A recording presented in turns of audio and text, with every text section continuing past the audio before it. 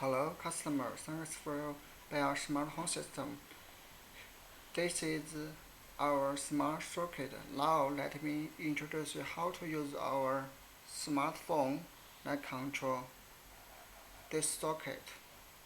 We have built a button on our software, on and off button. Now cannot control this socket. Step 1, then off button.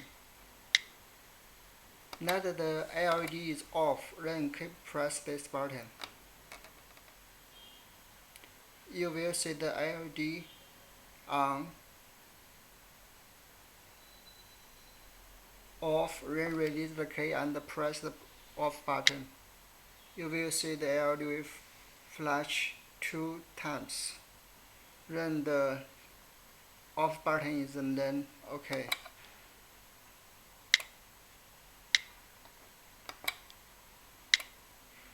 Step 2, then off, then on button. Now that the button is off, then keep press the button. You will see the LED will on, off, on, release the button and press the off on button. You will see the LED will flash 2 times. Then it will be OK. On it, off it.